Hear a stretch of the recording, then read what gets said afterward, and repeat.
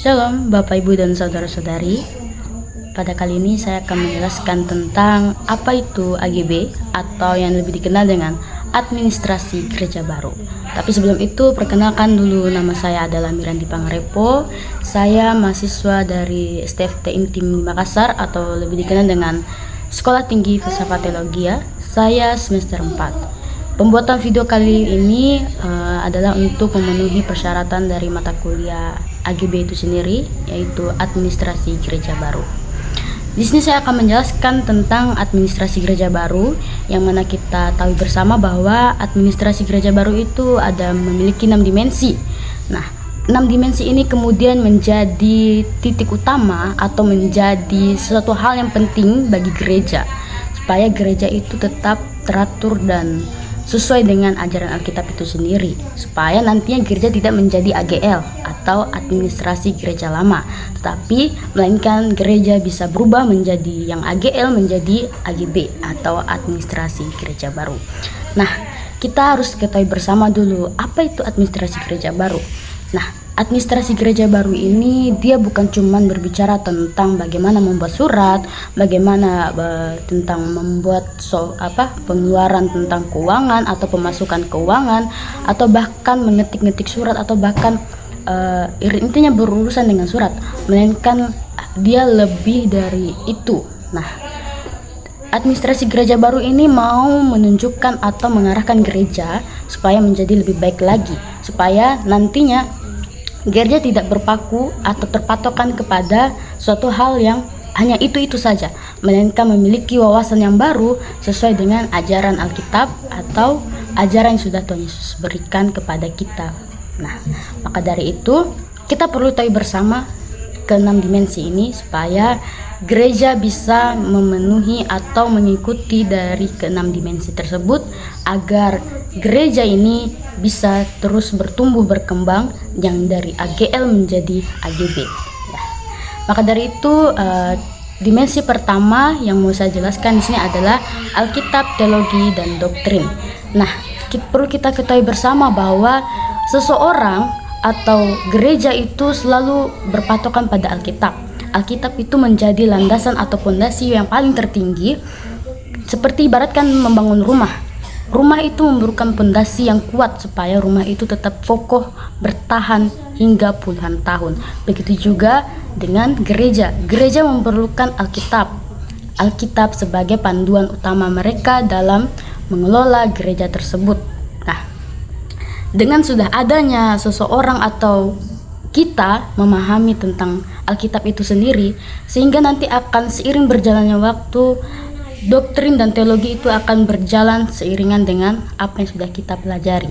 Maka dari itu, Alkitab itu adalah menjadi suatu fondasi utama supaya seseorang bisa mengetahui atau memiliki teologi dalam dirinya sendiri dengan mengetahui dulu terlebih dahulu apa isi dari Alkitab itu tersendiri, sehingga ketika seseorang sudah mengetahui apa isi dan poin utama dari Alkitab itu sendiri, sehingga timbullah juga akan apa yang kita ketahui dari dalam teologi itu sendiri, sehingga timbullah juga nanti doktrin yang ada tersebut.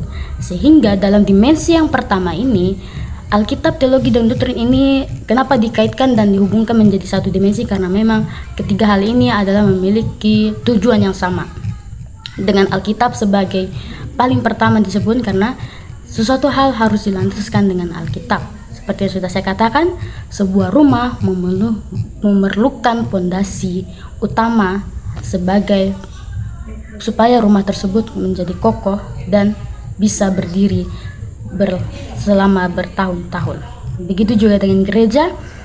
Gereja memerlukan Alkitab sebagai fondasi utama, sehingga adanya Alkitab. Setelah memahami Alkitab, maka muncul akan teologi tersebut dan diteruskan dengan doktrin-doktrin yang ada.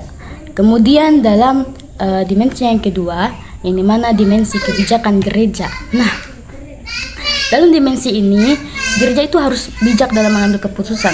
Terkadang ada orang yang mengambil keputusan, dia mungkin tidak mau berpikir, sehingga ketika suatu rapat atau mungkin dalam lingkungan kayak rapat yang hanya orang-orang tertentu saja untuk dalam mengambil keputusan, ada orang yang dia mengambil keputusan ketika orang tersebut sudah mengambil keputusan. Ibaratkan seperti misal kayak orang ini sudah menyampaikan keputusannya begini sehingga orang tersebut hanya mengikuti saja. Nah, dalam AGB administrasi gereja baru tidak seperti itu.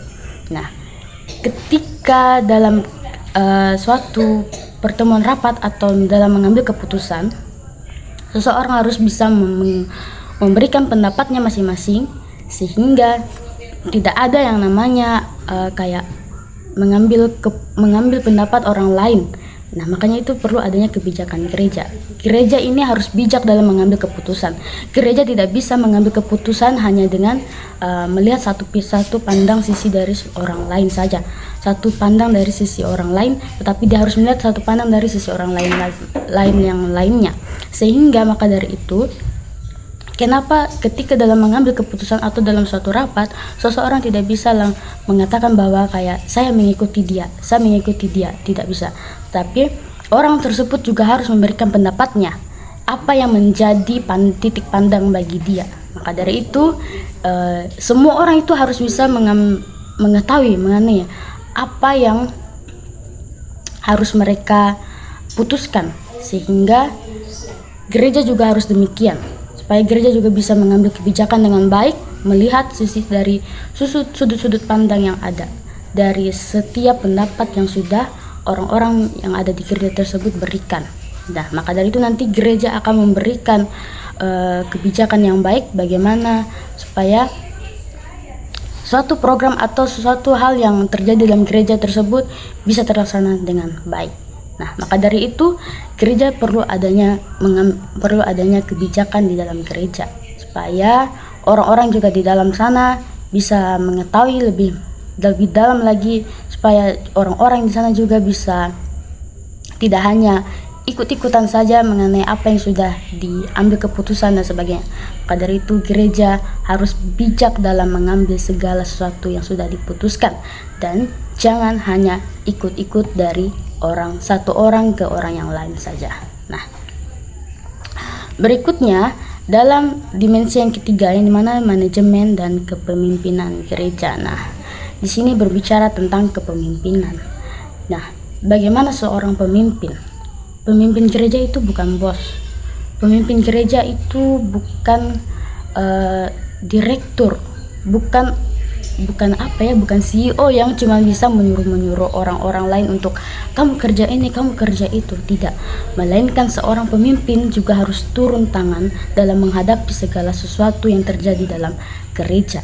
Nah, pemimpin gereja memang dikatakan pemimpin, tetapi bukan berarti dia bisa menyuruh orang seenak maunya atau menyuruh orang lain untuk mengerjakan yang seharusnya menjadi pekerjaan dia diberikan kepada orang lain, melainkan dia harus bisa memberikan contoh yang baik teladan bagi orang-orang yang ada di gereja atau jemaat yang sedang dia pimpin.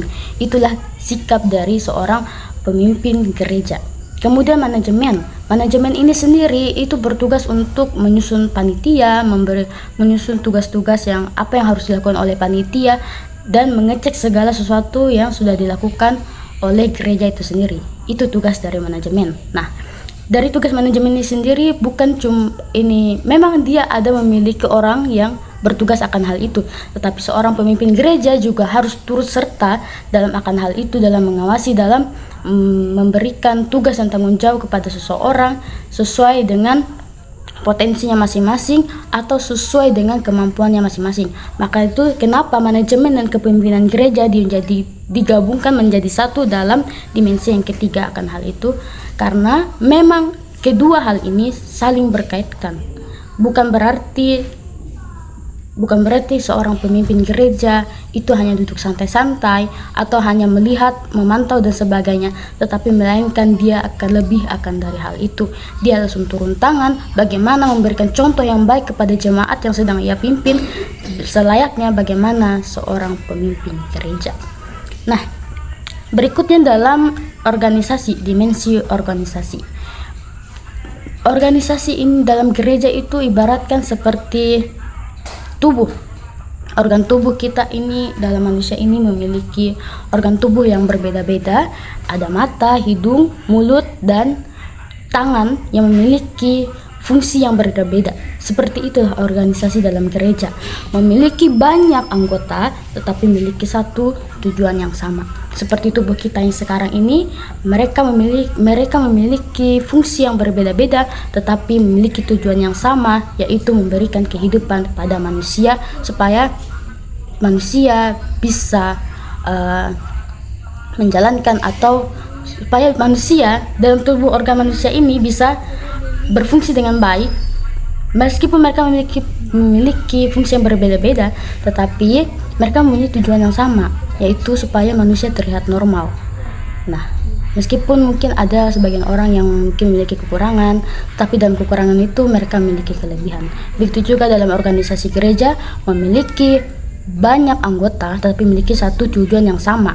Meskipun mereka banyak anggota, banyak juga pastinya kekurangan dan kelebihan yang mereka dapatkan, yang ada dalam diri mereka, tetapi mereka harus memiliki tujuan yang sama, yaitu apa?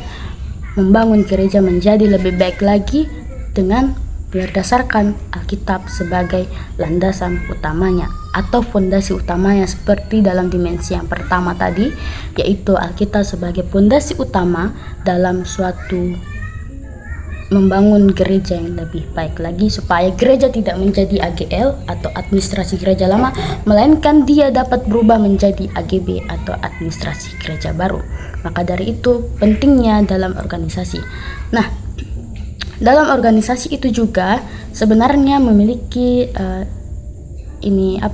saya memiliki satu ayat Alkitab tentang organisasi itu sendiri, yang dimana terdapat dalam Amsal 8 ayatnya yang ke-12, ya. Amsal 8 ayatnya yang ke-12. Aku hikmat tinggal bersama kecerdasan, dan aku mendapat pengetahuan dan kebijaksanaan. Nah, selain berbicara tentang organisasi, berbicara tentang tubuh, organisasi juga berbicara tentang kebijakan. Di dalam organisasi ada yang namanya ketua, sekretaris, bendahara. Masing-masing memiliki otoritas, tetapi dalam otoritas ini tidak boleh seperti kayak dimanfaatkan untuk kepentingan diri sendiri. Nah, jadi otoritas itu juga mereka harus mempunyai otoritas. Otoritas yang dimaksudkan di sini adalah ketika mereka menjadi seorang pemimpin atau mereka memiliki jabatan, yaitu sebagai ketua, sekretaris, atau bendahara. Nah, otoritas ini terbagi menjadi dua, itu otoritas posisi dan otoritas fungsi. Nah, yang dimana misalnya otoritas fungsi, ketika sudah mendapatkan otoritas fungsi tersebut, jangan memanfaatkan fungsi itu untuk dengan sembarangan. Nah, misalnya sebagai ketua, dia merasa bahwa dirinya ketua, mempunyai otoritas untuk memerintah orang lain atau memberikan tugas tanggung jawab dia yang seharusnya itu menjadi tugas dia, tetapi dia berikan kepada orang lain. Itu namanya memanfaatkan otoritas dari fungsi tersebut atau otoritas dari fungsi. Nah, kemudian otoritas posisi, jangan pernah berkuasa atau melebihi orang di atas kamu. Ibaratkan misalnya kayak ketua, sekretaris, dan bendahara itu terbentuk pasti dengan adanya orang-orang yang memilihnya atau jemaat yang memilihnya. Nah, maka dari itu jangan pernah memanfaatkan posisimu sebagai ketua, sekretaris, atau bendahara, tetapi manfaatkanlah otoritas posisi fungsimu itu dengan sebaik mungkin, supaya ketika kamu menjabat atau ketika kamu mendapatkan otoritas hal tersebut bisa kamu manfaatkan dengan baik sesuai dengan ajaran gereja atau ajaran Alkitab sebagai fondasi utama di dalam gereja. Nah, kemudian berikutnya dimensi ekologi administrasi gereja. Nah, ini hal yang mungkin cukup familiar atau tidak asing didengar. Berbicara tentang ekologi, gereja itu bukan cuman berbicara tentang, seperti yang sudah saya katakan di awal, bukan cuma berbicara tentang surat, keuangan, dan sebagainya, tetapi dia justru berbicara juga tentang alam. Bagaimana gereja bisa mencintai alam dengan baik tanpa merusaknya. Bagaimana gereja bisa mengajak jemaat untuk mencintai alam dengan baik, ya. perlu kita ketahui juga bahwa gereja ini menjadi suatu hal yang orang-orang mengatakan bahwa gereja itu adalah tempat paling benar, atau bisa dikatakan kayak kalau orang kemana-mana, bukan kemana-mana tapi apa-apa pasti gereja. Nah, maka dari itu gereja harus memberikan contoh yang baik bagaimana mencintai lingkungan. Banyak orang sekarang yang justru semena-mena dengan lingkungan, atau bahkan merusak lingkungan itu sendiri. Membuang sampah dengan sembarangan termasuk sama seperti merusak lingkungan. Maka dari itu, bagaimana seorang pemimpin tadi harus bisa mengadakan ekologi administrasi gereja. Bagaimana seorang pemimpin bisa membawa ekologi itu dalam gereja, supaya gereja juga bisa mengetahui, atau jemaat yang ada di tempat tersebut bisa mengetahui bagaimana mencintai lingkungan dengan baik. Nah, maka dari itu perlunya gereja mempunyai ekologi administrasi gereja itu sendiri, karena itu sangat baik untuk lingkungan. Bukan cuma untuk lingkungan, tetapi ketika lingkungan sehat, lingkungan baik, maka orang-orang yang ada, orang-orang di sekitar tersebut atau orang-orang yang menjaga lingkungan tersebut akan merasa nyaman. Dan pastinya gereja dianggap sangat-sangat baik karena sudah membawa orang-orang atau jemaat-jemaat yang ada di sana untuk menjaga lingkungan dengan baik. Maka dari itu dimensinya yang kelima ini sangat penting untuk gereja terus pertahankan, jangan sampai dihilangkan, karena menjaga ekologi atau menjaga lingkungan adalah sebagian dari iman atau sebagian dari ibadah. Nah, kemudian yang dimensi yang terakhir adalah dimensi evaluasi kinerja gereja. Hal ini sering kali orang kayak, kalau saya pribadi hal ini adalah suatu hal yang paling menakutkan. Karena apa? Karena disinilah titik dimana segala sesuatu yang kita lakukan akan dievaluasi. Apa yang menjadi kesalahan kita, apa yang menjadi penghambat dalam kinerja kita dan sebagainya. Tetapi gereja juga perlu memberikan atau mempertahankan evaluasi ini, supaya nantinya gereja tahu, oh ternyata hal ini yang tidak bagus dalam gereja, oh hal ini yang ternyata baik untuk gereja lakukan dan sebagainya. Maka itu kenapa evaluasi itu sangat-sangat penting untuk terus dipertahankan. Meskipun hal ini sebenarnya mungkin banyak bagian orang yang kayak merasa kayak kenapa harus ada evaluasi, karena kenapa harus ada evaluasi dan sebagainya. Karena orang memang kebanyakan kayak merasa bahwa evaluasi itu tidak penting, tetapi justru bagi gereja itu sangat penting, supaya kita tahu, oh hal ini bagus loh untuk gereja, oh hal ini bagus loh untuk diteruskan dalam gereja karena jemaat semakin aktif dalam gereja dan sebagainya. Oh hal ini tidak bagus dalam gereja karena hal ini membuat jemaat jadinya keliru dan bahkan bingung, atau oh hal ini tidak baik karena pada akhirnya gereja menjadi salah di mata jemaat. Nah, hal itu yang perlu gereja pertahankan atau gereja lakukan, yaitu evaluasi kinerja. Bukan cuma tentang evaluasi bagaimana gereja melakukan hal ini dan sebagainya, tapi bagaimana juga mengevaluasi bagaimana orang-orang yang ada di dalamnya. Salah satunya adalah seorang pemimpin. Seorang pemimpin gereja bukan berarti dia pemimpin, bukan berarti dia tidak perlu dievaluasi, tetapi justru dia harus terlebih dahulu mengevaluasi diri dia pribadi. Karena sebelum mengevaluasi seorang pemimpin sudah pasti lebih dahulu mengevaluasi dirinya terlebih dahulu sebelum mengevaluasi seseorang. Itu adalah salah satu seorang pemimpin yang baik, yang dimana dia harus bisa mengevaluasi atau sadar terlebih dahulu apa yang menjadi kekurangan selama dia kerja atau bekerja di dalam gereja tersebut. Baru dia bisa mengevaluasi orang-orang yang ada di sekitarnya. Nah, itulah kenapa gereja perlu menanamkan evaluasi kinerja gereja. Hal ini untuk bagaimana melihat apakah suatu hal yang sudah dilakukan selama satu periode tersebut itu baik bagi gereja atau malah sebaliknya, supaya gereja juga bisa tahu, oh hal ini baik, oh hal ini tidak baik, supaya yang tadinya administrasi gereja lama atau AGL bisa berubah menjadi AGB, administrasi gereja baru. Nah, kesimpulannya bahwa keenam dimensi ini sangat-sangat penting untuk gereja. untuk gereja zaman sekarang yang mungkin masih berpatokan bahwa gereja itu hanya mengurus soal surat, keuangan, jemaat, atau hanya mengurus hal-hal yang mungkin hal-hal dasar.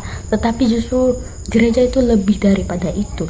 Dia itu bukan cuma berbicara tentang urusan surat, urusan jemaat, atau bahkan urusan rumah tangga orang, atau pernikahan, atau apalah segala macam. Tetapi ada satu sisi menarik, gereja juga harus perlu membahas tentang ekologi. Hal ini yang justru menjadi jarang sekali kita ketemui dalam suatu lingkungan yang ada di sekitar kita. Maka dari itu gereja harus menanami akan ekologi administrasi gereja, supaya gereja juga memahami, bisa mengetahui betapa pentingnya menjaga lingkungan. Dengan gereja sudah memahami betapa menjaganya, betapa baiknya atau betapa pentingnya menjaga lingkungan, maka gereja bisa mengajak jemaat untuk bagaimana bisa mengelola lingkungan dengan baik tanpa merusaknya. Nah, mungkin itu saja yang bisa saya sampaikan terkait tentang 6 dimensi yang ada dalam administrasi gereja baru atau AGB, bukan AGL, administrasi gereja lama. Nah, maka dari itu mari sama-sama kita mempelajari apa sebenarnya arti dari administrasi gereja baru itu sendiri. Karena mungkin bagi sebagian orang merasa asing, atau mungkin merasa kayak tidak pernah didengar tentang apa itu AGB sebenarnya. Karena masih kebanyakan orang zaman sekarang masih menggunakan AGL, administrasi gereja lama.